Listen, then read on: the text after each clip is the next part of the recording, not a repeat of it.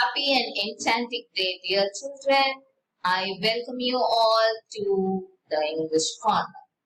Children, today what we are going to learn is a small, beautiful poem which happens in your life.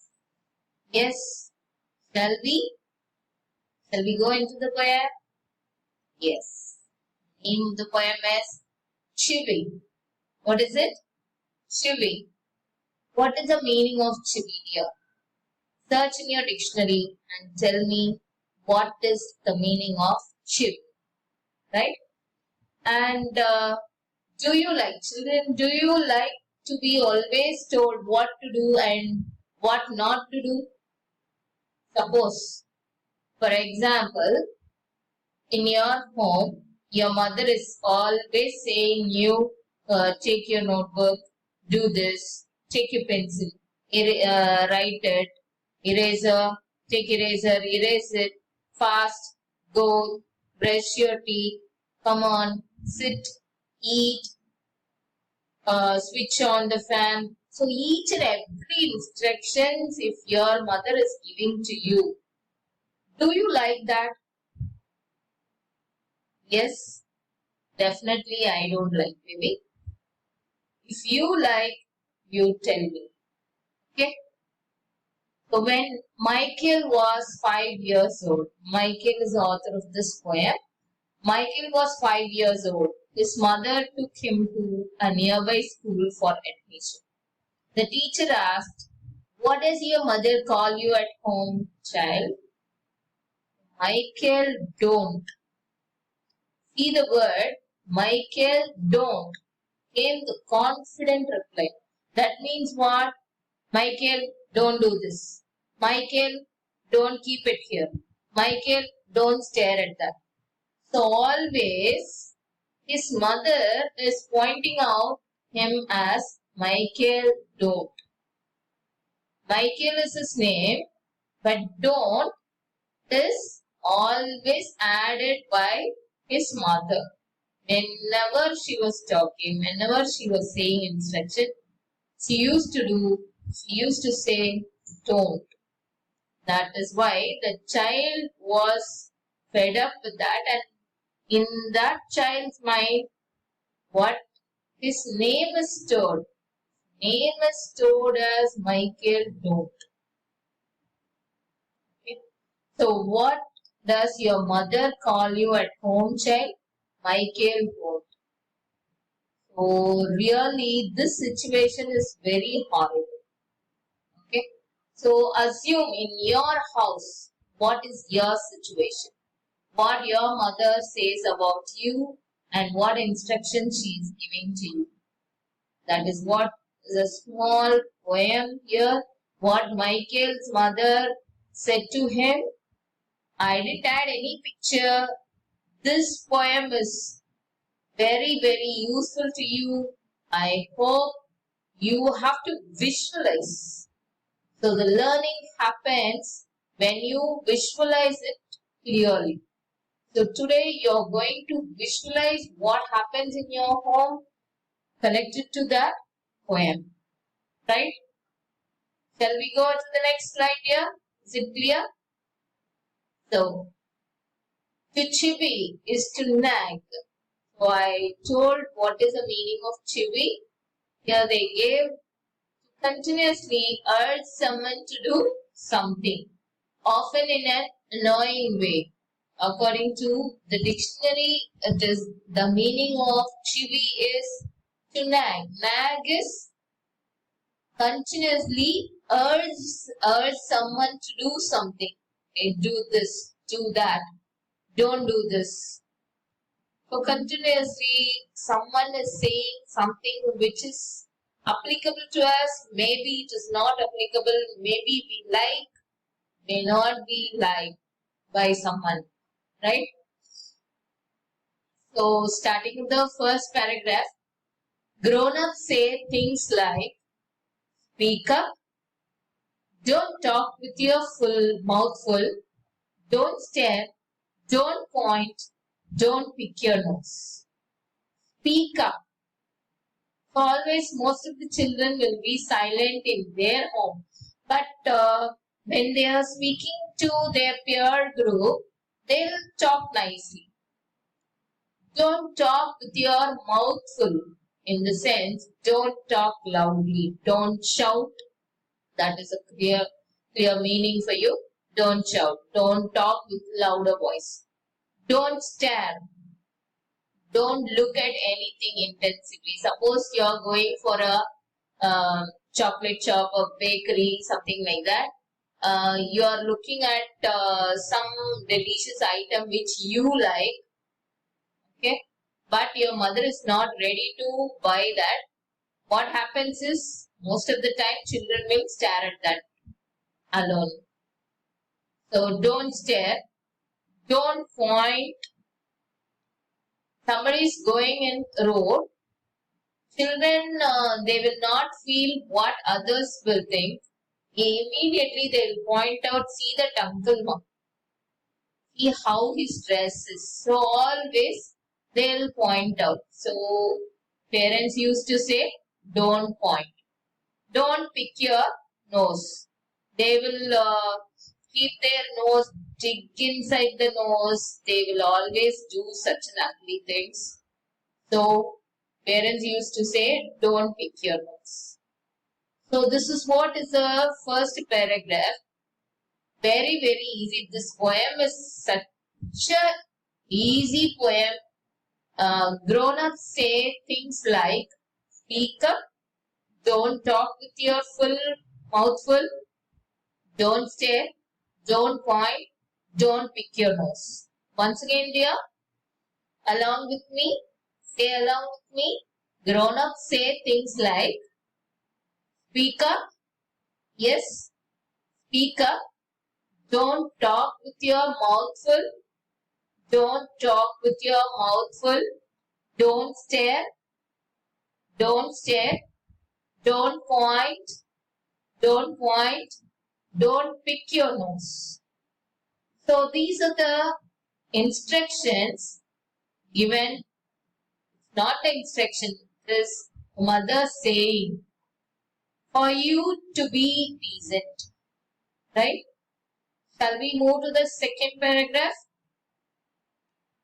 Sit up, say please, less noise, shut the door behind you, don't drag your feet. Haven't you got a hanky? Take your hands out of your pocket. So children, sit up. That means what? So most of the children will sit down even when it is dirty. Some stains will be there in the floor.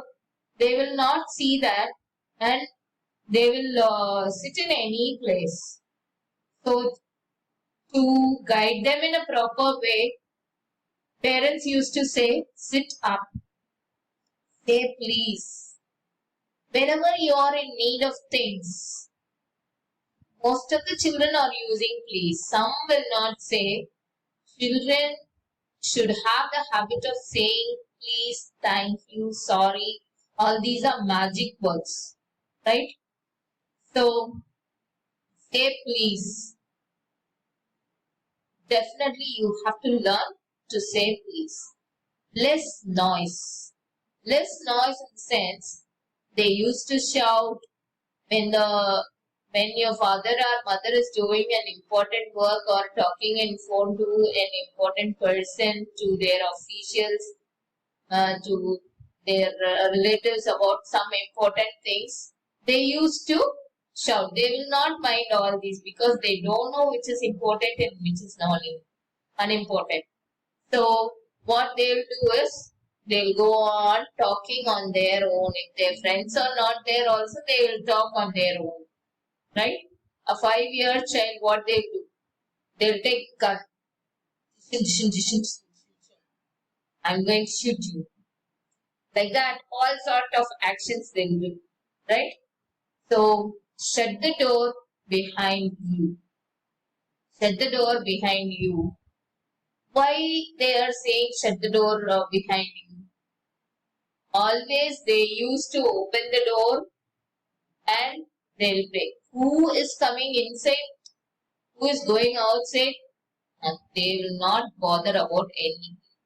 So to be safe, for you to be safe, they will say, shut the door behind you. Or sometimes you will be playing and they will go and hit the door, hit in the door. For avoiding that also, they will say, shut the door behind you. Don't drag your feet. Don't drag your feet. Very, very important. Most of the children while walking, they are dragging their feet and they are making such a noise in the floor. Okay. So don't drag your feet is an important instruction. They have to lift their leg and they have to keep. The sound should not come when you are walking. Right? Haven't you got a hanky? So when they are feeling cold or when they are touching their nose, what they'll do, they'll ask for, haven't you got a hanky? Take your hands out of your pockets. So for wiping your face, your nose, everything, they need hanky. So they are saying, haven't you got a hanky? Take your hands out of your pocket. Always, most of the boys, nowadays girls also, they used to insert their hands in their pocket.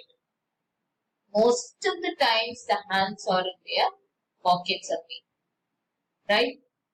So take your hands out of your pocket that you do some other work using your hands. Shall we read the second paragraph again, baby? Yeah, read along with me. Sit up. Say please. Less noise. Shut the door behind you. Don't drag your feet. Haven't you got a hanky? Take your hands out of your pocket. So this is the end of the paragraph. Shall we move to the next paragraph here? Yes. Pull your socks up. Stand up straight. Say thank you. Don't interrupt. No one thinks you're funny. Take your elbows off the table. Pull your socks up. So what happens is most of the times your socks will be near the foot. Always socks will be near the foot. That is the reason nowadays sports socks are coming in that size itself. Before only socks are little bit bigger, so they said pull your socks up, otherwise it will not be nice. Stand up straight. In the sense, most of them will not stand straight or will not sit straight. They'll bend their back. It will not at all nice. It will not be nice, and the spinal cord has to be straight. Okay, only then your brain will be very active.